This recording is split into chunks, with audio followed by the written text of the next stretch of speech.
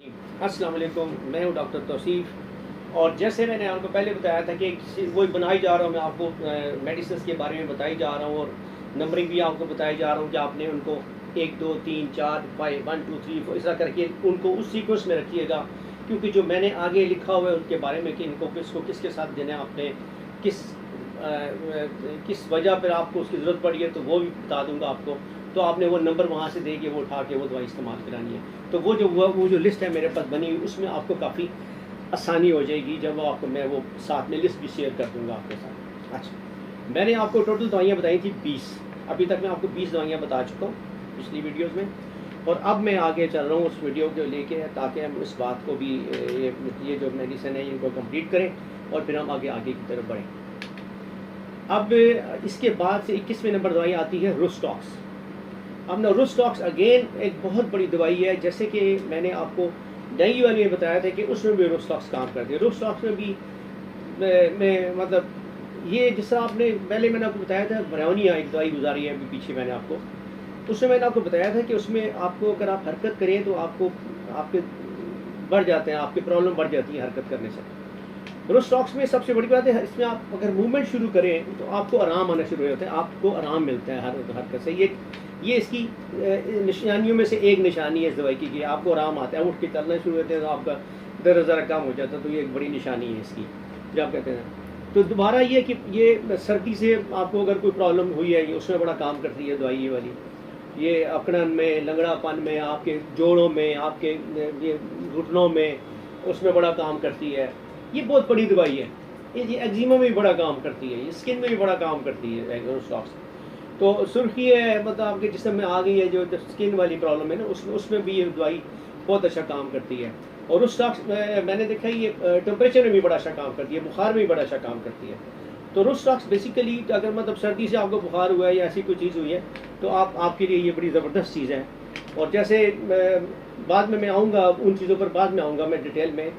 Sciatica की जो problem है, जैसे शियाटिका की प्रॉब्लम में भी ये बड़ा काम करती है, बहुत ज़बरदस्त। लेकिन उसमें फिर ये हाई पोटेंसी में चली जाती है, 30 पोटेंसी में बड़ा कम काम है इसका उसमें, लेकिन फिर भी है तो रोस्टॉक्स की आगे ना सीरीज़। ये होगी जी 21 नंबर दवाई। अब हम चलते हैं जी 20 नंबर दवाई पे। 20 नंबर नहीं सॉरी 21 होगी, अब हम 22 पे आएंगे। मैंने आपको बता दिया 21 दवाइयाँ हो गई हैं। 22 नंबर दवाई पर आती है जी वेरेट्रम एल्बम। अभी आपको मैंने सब दिन पहले बता के आता था कि पोडोफाइलम एक मेडिसिन है, जो मैं आपको बता के हटा हूँ पीछे, मेरे ख्याल में 20 नंबर पे थी वो पोडोफाइलम। तो पोडोफाइलम में था कि पेट में गड़गड़ाहट और उसके साथ फ़ौरन आपको पखाना आता है, उसकी जाप जाते हैं। अब वेरेट्रम एल्बम भी उसी की तरह काम करती है, मतलब अगर पेट ख़राब हो तो बड़ा अच्छा काम करती है वेरेट्रम एल्बम भी। इसमें ठंडापन ज़्यादा है, इसमें बर्फ़ जैसा ठंडापन आपके जिस्म के अंदर, बिल्कुल ठंडा जिस्म में आपका हो रहा है, तो ये बहुत ज़बरदस्त काम करती है। थकावट में बड़ा काम करती है, पिंडलियों में आपके दर्द है उसमें काम करती है, हैज़ा में बड़ा काम करती है, मतलब है ठंडा पसीना आपको आ रहा है तो भी वेरेट्रम एल्बम में बड़ी अच्छी दवाई है आपके लिए। तो ये बेसिकली अब ये ठंड से रिलेटेड जो चीज़ें हैं ना, जो बर्फ़ जैसा ठंडापन टाइप, ये इन दवाइयों में ये दवाई जो है वेरेट्रम एल्बम का जो मेन फीचर्स हैं, उसके जो मेन की पॉइंट्स हैं वो ये है कि ये बर्फ़ जैसे ठंडेपन में भी उसमें बड़ा काम आती है। और ऑब्वियसली पेट ख़राब में भी बड़ा अच्छा रोल है इसका, मैंने बहुत इस्तेमाल की है ये दवाई मैंने। ये थी जी 22 नंबर दवाई। अब मैं आता हूँ 23 नंबर दवाई पे। 23 नंबर दवाई है एस्क्युलस। नाउ एस्क्युलस बेसिकली जो है दवाई, इसका तल्लक है आपके बवासीर के साथ, हेमोरॉइड्स के साथ, टू सम एक्सटेंड फेस्टुला के साथ भी है लेकिन कम है। लेकिन बेसिकली ये उस एरिया की दवाई है, इसमें सबसे ज़्यादा आपको दर्द है और कब्ज़ और साथ दर्द भी हो रहा है, लेकिन कब्ज़ भी साथ में हो रही है।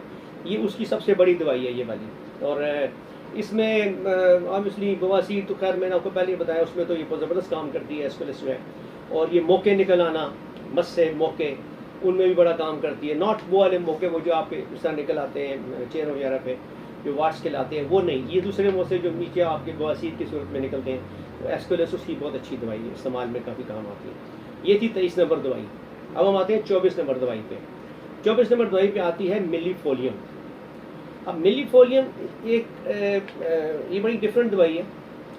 इसका तल्लक है खून के बहने से, कि लाल चमकता खून अगर आपका निकला है एकदम और बहुत ज़्यादा तादाद में खून आपका निकल रहा है, सिलाने खून जिसे कह दो, या खून का मतलब जारी हो जाना, ना रुकना, खून का रुक नहीं रहा, मतलब कोई छोटा मोटा जख्म भी लगा है तो भी मसला पड़ गया तो ये मिलीफोलियम जो है ये खून को रोकने के लिए बहुत अच्छी दवाई है।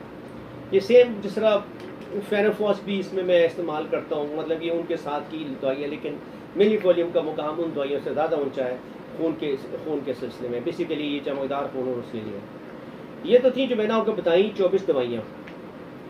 अब 25 और 26 दो रहती हैं मेरे पास, उसमें से 25 नंबर दवाई पर आती है कैलेंडोला क्यू। मदर टिंचर में क्यू लिख दें, इसके आगे लिखा होता है, इसके आगे एम्प्टी लिखा होता है, मदर टिंचर क्यू कैलेंडोला। ये दोनों जगह काम आती है। ये आपके अगर जख्म लगे हुए, बहुत गहरा जख्म है, कुछ है आपके बॉडी के अंदर है, कोई प्रॉब्लम आ रही है ऐसी कि वो ठीक नहीं हो रही, तो और आपको तो उसमें आप ये इस्तेमाल भी करा सकते हैं, खाने के लिए भी दे सकते हैं, खिला भी सकते हैं आप इस दवाई को पानी में मिक्स करके। ये आप मदर टिंचर में इसके कतरे पिलाएं, ये बड़ा ज़बरदस्त काम करती है अंदरूनी तौर पर भी जाके।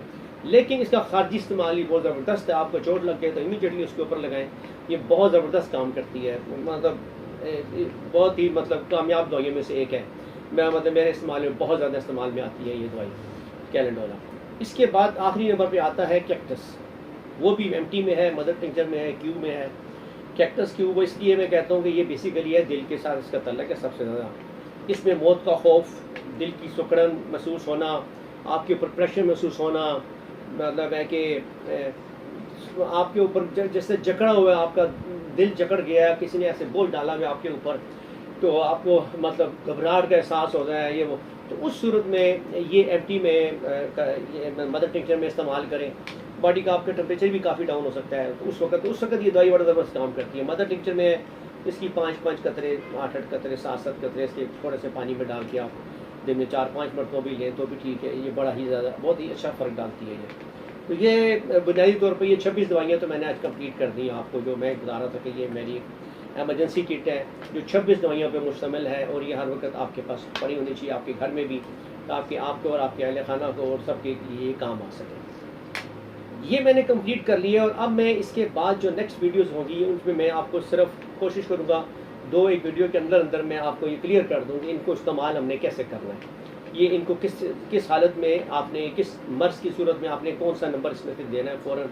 वो भी एक लिस्ट पूरी मैंने खुद लिखी हुई है, अपने हाथों से बनाई हुई है, तो मैं इंशाल्लाह आपको वो भी शेयर करूँगा आपके साथ। कोशिश करूँगा उसके भी किस तरीके से पूरे का पूरा ही वो आपको कागज़ जो है जो मैंने लिखे हुए हैं वो शेयर कर दूँ आपके साथ में, ताकि आपको बहुत आसानी रहे इसके बारे में।